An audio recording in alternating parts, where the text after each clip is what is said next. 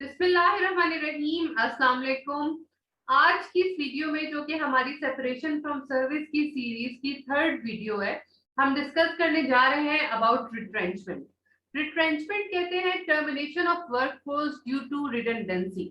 Redundancy से मुराद कोई भी चीज अगर आपके पास आपकी रिक्वायरमेंट से एक्सीड कर जाए या एक्सेसिव हो जाए, उसको रिडंडेंसी कहा जाता है। लिहाजा रिट्रेंचमेंट से मुराद कि अगर एम्प्लॉयर के पास वर्क फोर्स उसकी रिक्वायरमेंट से एक्सीड कर गई है या सरप्लस हो गई है, तो एम्प्लॉयर उस वर्क फोर्स को टर्मिनेट कर सकता है। और इसके लिए लॉ में एक प्रॉपर रिट्रेंचमेंट के नाम से प्रोविजन मौजूद है, जिसके प्रोसेस को फॉलो करते हुए एम्प्लॉयर इज एबल कि वो अपने पास मौजूद एक्सेसिव वर्क फोर्स को टर्मिनेट कर सके। अब ये जो रिट्रेंचमेंट है, ये ड्यू टू एनी रीजन हो सकती है। लेट्स से एम्प्लॉयर के पास जो प्रोडक्शन है वो एक लाइक प्रोडक्शन के जो ऑर्डर्स हैं वो कम हो जाते हैं, तो और एक प्रोडक्शन जो है वो फ्लो में चल रही है और ऑर्डर्स कम हो गए हैं, तो डेफिनेटली उसके पास कुछ वर्कफोर्स जो है वो एक्सेसिव हो जाएगी ऑर्डर्स के कम होने की वजह से। लिहाजा उस एक्सेसिव वर्कफोर्स को एम्प्लॉयर टर्मिनेट कर सकता है। मजीद अगर एक सीजनल फैक्ट्री है, तो जब सीजन क्लोजिंग की तरफ जा रहा होता है, तो उसके जो कुछ सेक्शंस हैं, जो बेसिकली उसके स्टार्टअप सेक्शंस होते हैं, उसकी उसका जब काम ऑफ कोर्स बंद हो जाता है, खत्म हो जाता है, तो उस स्पेसिफिक सेक्शन की जो वर्कफोर्स है वो भी एम्प्लॉयर के पास एक्सेसिव हो जाती है, उस टाइम सरप्लस हो जाती है। तो यस, सीजनल फैक्ट्री का वो एम्प्लॉयर उस वर्कफोर्स को भी इसी प्रोविजन के अंडर टर्मिनेट कर सकता है। मजीद आजकल जैसे ग्लोबलाइजेशन का दौर है, तो हर इंडस्ट्री जो है वो बेसिकली डिजिटलाइजेशन की तरफ जा रही है। तो ऑफ कोर्स जो डिजिटलाइजेशन होती है वो बेसिकली ह्यूमन को रिप्लेस कर लेती है। लाइक ह्यूमन जो है वो मशीनरी से रिप्लेस हो जाते हैं, तो डेफिनेटली वो जो वर्क फोर्स है वो भी उस एम्प्लॉयर के पास एक्सेसिव हो जाती है। तो ऐसे में वो एम्प्लॉयर उस वर्क फोर्स को इस रिट्रेंच कर सकते हैं। मजीद कोई भी आप एग्जांपल ले सकते हैं जिसमें अगर एम्प्लॉयर के पास वर्कफोर्स एक्सेसिव हो रही है, तो एम्प्लॉयर उस वर्कफोर्स को, उस एक्स्ट्रा वर्कफोर्स को रिट्रेंच कर सकते हैं। तो मजीद इसकी जो हमें प्रोविजन है वो हमें मिलती है स्टैंडिंग ऑर्डर्स के अंदर। जैसा कि मैं अपनी कई वीडियोस में ये चीज बता चुकी हूँ कि इस टाइम ओवरऑल पाकिस्तान में स्टैंडिंग ऑर्डर्स के 3 कवानीन लागू हैं, जिसमें industrial and commercial employment standing order ordinance 1968 number 1 पे हमारे पास आ जाता है, जो कि इस टाइम पंजाब, इस्लामाबाद, गिलगित बल्तिस्तान और बलूचिस्तान में एप्लीकेबल है। मजीद खैबर पख्तूनख्वा के इलाके के लिए the Khyber Pakhtunkhwa industrial and commercial employment standing order act 2013 है, और सिंध के एरिया को कवर करता है the Sindh terms of employment standing order act 2015। इस पूरी वीडियो में हम जो भी बात कर रहे हैं वो इन तीनों लॉ पे बेस कर रही है। मजीद इन तीनों लॉज में रिट्रेंचमेंट का कौन सा स्टैंडिंग ऑर्डर है आपके स्पेसिफिक लॉ में, ताकि आप मजीद उसको अपने स्पेसिफिक लॉ में जाके रीड आउट कर सकें, उसकी डिटेल्स देख सकें। ये मैं आपको एक टेबल की फॉर्म में शो कर देती हूँ कि कौन सा स्टैंडिंग ऑर्डर इसको, इस प्रोविजन को सपोर्ट कर रहा है। और देन हम देखेंगे कि रिट्रेंचमेंट का क्या प्रोसेस है और मजीद लॉ हमें इसके बारे में क्या बताता है। इससे जुड़े कुछ इंपॉर्टेंट पॉइंट्स इस टेबल के बाद मैं आपके साथ डिटेल में शेयर करती हूँ।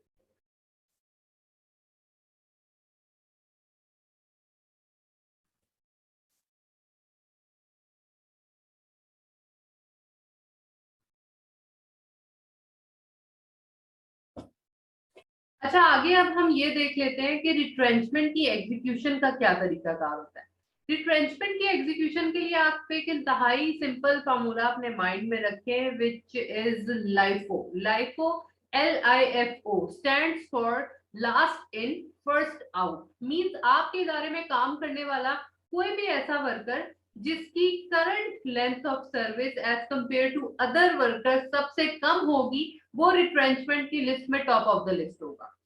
लेट से अब जो रिट्रेंचमेंट है वो डिपार्टमेंट वाइज भी हो सकती है, किसी स्पेसिफिक सेक्शन वाइज भी हो सकती है, या एज अ होल ऑर्गेनाइजेशन की भी हो सकती है। लेट से कि आपको आपके इलेक्ट्रिकल डिपार्टमेंट में से रिट्रेंचमेंट करनी है, और उस डिपार्टमेंट में बहुत सारे डिफरेंट जो है वो इलेक्ट्रिशियंस काम करते हैं with different length of service. तो उसमें जो जूनियर मोस्ट इलेक्ट्रिशियन होगा, जिसकी length of service, current length of service as compare to other electrician सबसे कम होगी,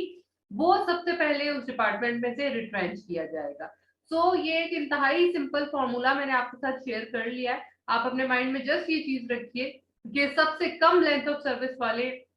वर्कर को सबसे पहले रिट्रेंच किया जाएगा, देन इसी तरह डिफरेंट जो भी लोग हैं आप इसी बेसिस पे सिलेक्ट करते जाएंगे। मजीद जो हमारे पास रिट्रेंचमेंट का स्टैंडिंग ऑर्डर है उसके साथ ही कनेक्टेड एक और स्टैंडिंग ऑर्डर है जिसका स्टैंडिंग ऑर्डर नंबर मैं पहले ही आपके साथ टेबल पे शेयर कर चुकी हूँ, जो कि है अबाउट री एम्प्लॉयमेंट ऑफ रिट्रेंच्ड वर्कर। और ये स्टैंडिंग ऑर्डर हमें ये बताता है बेसिकली कि once you are going to resume your work then it will be the right of those retrenched worker जिनको के पहले आपने किसी भी वजह की बिना पे रिट्रेंच किया है कि आप उनको पहले उनके काम पे वापस बहाल करें, देन आप फर्दर वर्कफोर्स की तलाश में निकलें। ये बेसिकली डिटेल मैं इसकी स्टैंडिंग ऑर्डर के आपके साथ शेयर कर लेती हूँ, इसका जो प्रोसीजर है वो मैं आपके साथ शेयर कर लेती हूँ। ये स्टैंडिंग ऑर्डर हमें ये बताता है कि वंस आप कुछ वर्कर्स को रिट्रेंच करते हैं और विद इन 1 ईयर आप अपना जो काम है उसको रिज्यूम करने जा रहे हैं, तो ये उन पहले निकाले हुए वर्कर्स का बेसिक राइट बनता है, लीगल राइट बनता है कि आप उनको वापस उनके काम पे बहाल करें, देन आप फर्दर वर्कर्स की तलाश में निकलें। और ये इस तरह से होगा कि आपके पास जो भी उन वर्कर्स का लास्ट रजिस्टर्ड एड्रेस मौजूद है, लास्ट एड्रेस जो आपके रिकॉर्ड में मौजूद है, आप उस एड्रेस पे किसी भी registered work for registered post के थ्रू एक लेटर भेजें जिसमें आप उन्हें ये बताएं कि आप जो है अपना काम रिज्यूम करने जा रहे हैं, लिहाजा वो वर्कर्स जो है वो आके वापस अपना काम ज्वाइन कर सकते हैं। मजीद सीजनल फैक्ट्री के जो वर्कर हैं, लाइक वंस एक सीजन क्लोज होता है तो जब नेक्स्ट सीजन में आप अपना काम स्टार्ट करने जा रहे होते हो तो ये बेसिकली वही पुराने जो वर्कर आपने रिट्रेंच किए होते हैं उनका फर्स्ट राइट है कि आप उन्हें प्रेफरेबली उनकी जॉब पे बहाल करें। इसी तरह अगर आपका एक सीजन स्टार्ट हो रहा है और विद इन 10 डेज आपसे कोई भी आपका पुराना वर्कर जो है वो कांटेक्ट करता है जॉब के लिए, तो ये उसका बेसिक राइट है, उसका लीगल राइट है कि आप उसको प्रेफरेबली उसकी जॉब पे बहाल करें। और इसके अलावा ये लॉ हमें ये भी बताता है कि वंस जब एम्प्लॉयर एक सीजनल फैक्ट्री का एम्प्लॉयर नेक्स्ट सीजन में अपना काम स्टार्ट करने जा रहा होता है तो उस वो एम्प्लॉयर लीगली बाउंड है इस चीज के लिए कि वो अपने जो पुराने वर्कर्स हैं उनको किसी भी रजिस्टर्ड पोस्ट के थ्रू लेटर भेजें और उन्हें इस चीज के बारे में इंफॉर्म करें कि आप कब से जो आपका सीजन है वो कब से स्टार्ट हो रहा है, कब से आपकी प्रोडक्शन स्टार्ट हो रही है, ताकि वो वर्कर आके अपने काम को जो है वो ज्वाइन करे। और मजीद लॉ हमें ये भी बताता है कि आप 10 दिन पहले भी लाइक सीजन स्टार्ट होने के 10 डेज बिफोर भी उन वर्कर्स को उनकी जॉब्स पे बुला सकते हैं, लेकिन उन 10 डेज की जो वेजेस हैं वो भी आप उन वर्कर्स को देने के लीगली पाबंद है। एक मजीद इसमें हमारे पास प्रोविजन आ जाती है अबाउट कंस्ट्रक्शन वर्कर्स, यानी कंस्ट्रक्शन इंडस्ट्रीज में काम करने वाले वर्कर्स के लिए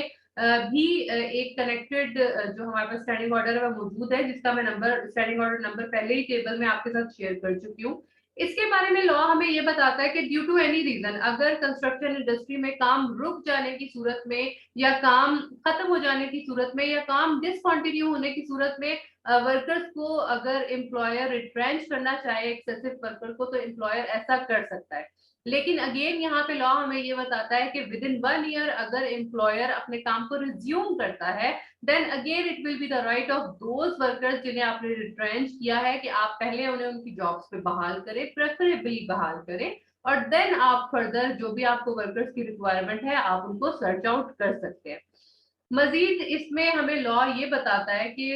अगर आप किसी वर्कर को रिट्रेंच करते हैं और विद इन 1 मंथ आप उस वर्कर को वापस उसकी जॉब पे बहाल करते हैं, तो ये जो बीच का दौरानिया है जिसमें बेसिकली उसकी सर्विस में एक डिसकंटिन्यूटी आई है, आप उस दौरानिया को कट डाउन कंसीडर नहीं करेंगे बल्कि उस वर्कर की जो जॉब है, जो लेंथ ऑफ सर्विस है, उसको कंटिन्यू ही तस्लीम किया जाएगा। बट लॉ हमें यहाँ पे ये भी बताता है कि ये जो भी स्पेसिफिक ड्यूरेशन है जिसमें बेसिकली उसकी सर्विस डिसकंटिन्यू हुई थी, लेकिन लॉ ने यहाँ पे उन वर्कर्स को ये बेनिफिट दिया है, ये फेवर दिया है कि उनकी सर्विस को कंटिन्यू सर्विस ही कंसीडर किया जा रहा है, लेकिन उस स्पेसिफिक दौरानिए की जो वेज है वो बाय लॉ कोई वर्कर क्लेम नहीं कर सकता। एम्प्लॉयर उस दौरानिए की वेजेस अदा करने का पाबंद नहीं है बाय लॉ, बस लॉ यहाँ पे उन वर्कर्स को यही बेनिफिट दे रहा है कि उनकी जो सर्विस है उसमें ब्रेक नहीं आने दिया जा रहा बल्कि उनकी कंटिन्यू सर्विस कंसीडर की जा रही है। लेट्स से आपकी कंस्ट्रक्शन इंडस्ट्री में कोई वर्कर काम कर रहा है, आप उसको रिट्रेंच कर देते हैं और आफ्टर 2 वीक्स आप उसको वापस उसकी जॉब पे बहाल कर लेते हैं, तो ये जो 2 वीक्स का ब्रेक है, ये ब्रेक कंसीडर नहीं किया जाएगा, लेकिन इन 2 वीक्स की वेजेस अदा करने का भी एम्प्लॉयर बाय लॉ पाबंद नहीं है। अब आखिर में मैं आपको एक चीज क्लियर करती चलूं। जैसा कि मैंने अपनी लास्ट वीडियो में आपके साथ शेयर किया था about stoppage of work, stoppage of work and retrenchment, these are two different scenarios. stoppage of work जो है वो basically due to some reason जो कि एम्प्लॉयर के बियॉन्ड दी कंट्रोल होती है और उसकी वजह से काम जो है वो रुक जाता है, एम्प्लॉयर की जो प्रोडक्शन है वो रुक जाती है, आइदर वो होल ऑर्गेनाइजेशन की हो या सम स्पेसिफिक सेक्शन की हो, जो कि फॉर सम टेम्पररी पीरियड भी हो सकती है और फॉर सम इनडेफिनेट पीरियड भी हो सकती है, और उसकी वजह से वर्कर्स को उनकी जॉब से निकाला जाता है। लेकिन जो रिट्रेंचमेंट है ये during the continuity of process workers के सरप्लस हो जाने की सूरत में वर्कर्स को जॉब से निकालने का नाम है। लिहाजा आपने इन दो सिनेरियोस को मिक्स नहीं करना है। These are two different conditions और इसके जो प्रोसेसेस हैं वो भी डिफरेंट हैं। जो स्टॉपेज ऑफ वर्क है उसके लिए मैंने ऑलरेडी आपके साथ डिटेल्स शेयर कर चुकी हूँ, जिसका लिंक भी मैं डिस्क्रिप्शन में आपके साथ शेयर करती हूँ। और इन केस ऑफ रिट्रेंचमेंट आपने क्या प्रोसेस फॉलो करना है वो डिटेल मैं आपके साथ इस वीडियो में शेयर कर चुकी हूँ। ये हमारी आज की एक अनदर कंप्लीट